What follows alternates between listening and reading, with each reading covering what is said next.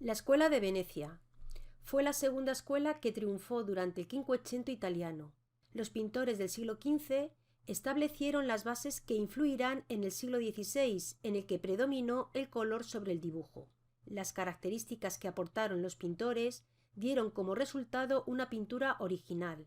La neblina de los canales desdibujaban los contornos, el interés por el color y escenarios lujosos, el desnudo femenino, el esplendor de sus fiestas y procesiones y la importancia dada a los temas secundarios. Giorgione dio tanta importancia al paisaje como a las propias figuras. Colores intensos con luces y sombras con los que suavizaba el volumen. Introdujo la temática de la diosa Venus, la tempestad. Tanto los personajes, la mujer, el niño y la elegante figura masculina, como la arquitectura, tienen diferentes interpretaciones, aunque los protagonistas del cuadro son la tormenta y el paisaje con una carga psicológica. Los tonos son dorados. Concierto campestre. Grupo de personajes formados por dos hombres y dos mujeres desnudas. Giorgione da al desnudo un sentido casto y austero. La temática parece que trata de la fidelidad del campesino frente a la infidelidad del cortesano urbanita. La escena se desarrolla en un idílico paisaje natural en el que se observan algunas construcciones y un pastor con su rebaño. El color es el protagonista de la composición que modela tanto los personajes como cada uno de los elementos del lienzo. Venus dormida. Aparece recostada ante un paisaje como fondo, en el que la figura se integra espectacularmente. Una luz dorada baña el sensual cuerpo, tapándose púdicamente el pubis. Dicha iluminación resalta las brillantes tonalidades de las telas. Tiziano fue el pintor más representativo de esta escuela. En sus inicios tuvo mucha influencia de Giorgione, pero con el tiempo cambió la técnica con pinceladas más sueltas y aplicó un punto de vista más bajo, consiguiendo pinturas más monumentales. Al final de su vida, las pinceladas son tan sueltas que prescinde del dibujo. Su temática se agrupa en tres géneros. Uno de ellos el mitológico, como la bacanal, que lo convirtió en un tema social. Colocó en un ángulo un espléndido desnudo femenino de gran belleza y sensualidad, representado en una escena campestre con movimiento.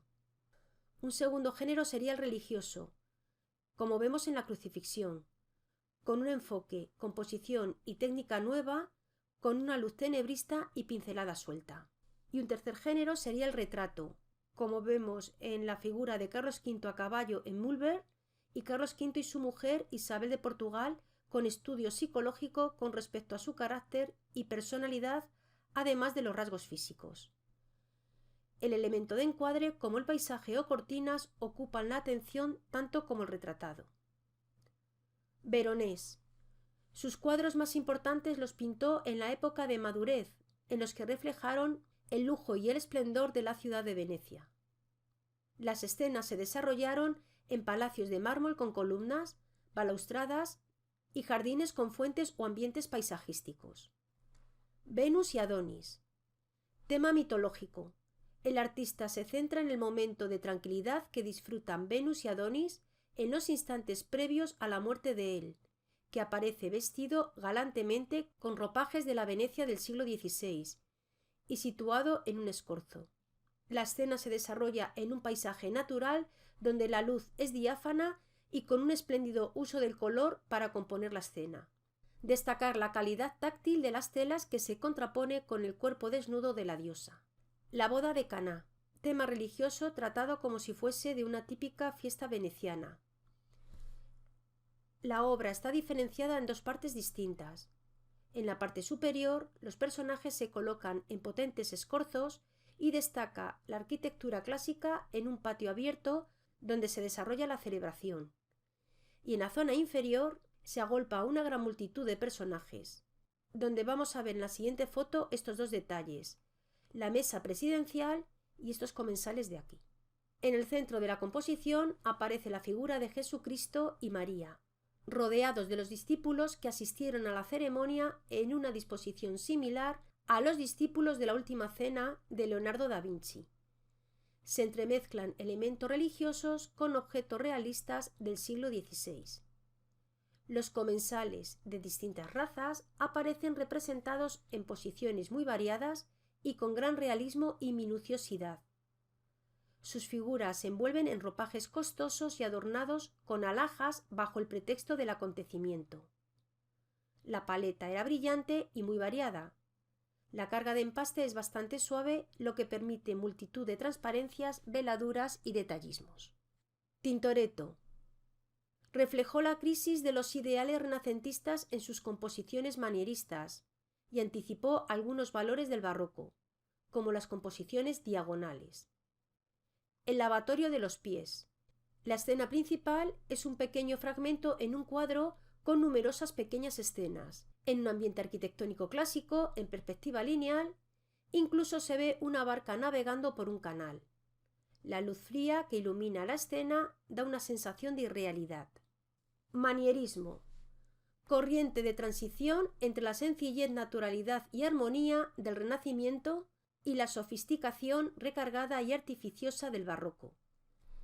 El artista muestra su habilidad en lo que se denomina maniera. Se inició como reflejo de la crisis que tuvo lugar en toda Europa a nivel político, económico y religioso. Aunque cronológicamente corresponde con la segunda mitad del siglo XVI, los pintores que vemos son contemporáneos de los pintores del Quinquecento, pero iniciaron un peculiar lenguaje formal que se tradujo en la representación caprichosa de los temas, en los juegos de luz y sombra, en la alteración de las proporciones anatómicas, llegando a estilizar desmesuradamente las figuras y a retorcerlas en sentido helicoidal, incluyendo un elemento nuevo que va a ser la diagonal, claro precedente del barroco. La pintura manierista iba dirigida a la incipiente minoría aristocrática. La Iglesia buscaba una nueva interpretación de los temas religiosos acordes con los dictados iconográficos del Concilio de Trento. Andrea del Sarto. Su modo de componer y por las inquietas actitudes de sus figuras quedó encuadrado en el manierismo. Madonna de las Arpías. La denominación del cuadro dio lugar a malinterpretaciones. Las arpías, animales fabulosos con rostro de mujer y cuerpo de ave de rapiña, que estamos viendo en el pedestal, no son arpías, sino representaciones de langostas, ya que en verdad el cuadro es una alegoría de la Virgen triunfando sobre el mal. Jacopo Pontormo. Discípulo de Andrea del Sarto, su manierismo se acusó más intensamente con sus alargadas figuras de forzadas posturas. Descendimiento. Grupo de figuras con un gran dinamismo unidas por una línea serpentinata, los colores con grandes contrastes, empleando azules claros, rosas pálidos e intensos, verdes, vermellones, con contrastes para conseguir un colorido transparente y modulado. En el fondo aparece una nube solitaria y un terreno con una sábana arrugada. Las figuras brillan en colores intensos que envuelven al pálido y débil Cristo. Gran iluminación sobre los rostros de los personajes. Correggio. Contribuyó a la configuración del manierismo con su pintura delicada y blanda, cuyos personajes religiosos y profanos reflejan una intensa sensualidad y carga sentimental y emotiva. Correggio asumió el esfumato leonardesco, el escorzo de Mantegna e introdujo la línea diagonal. Noli me tangere. La influencia de Rafael en su percepción del ideal de belleza y la estructuración de sus composiciones y de Leonardo se ve en el manejo de las texturas y la luz. Clásica composición piramidal incluida la diagonal de los brazos de Jesús. El paisaje al fondo del cuadro anuncia el alba, cuando Magdalena encontró a Cristo. Virgen con San Jerónimo. Innovación iconográfica. Virgen con el Niño ubicada en un ambiente de lo más naturalista, cobijados con un dosel rojo en disposición diagonal. El paisaje sirve de fondo a la escena.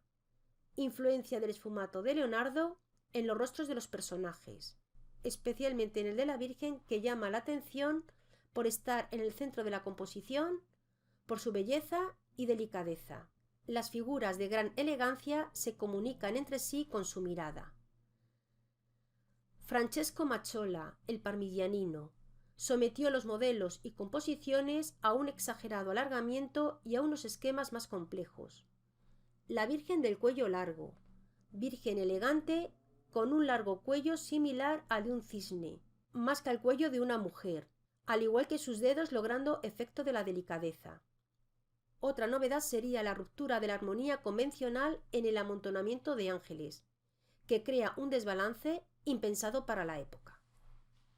Si os gusta la historia del arte y queréis continuar aprendiendo, en la descripción tenéis el enlace a los libros de Explicarte de las distintas etapas artísticas.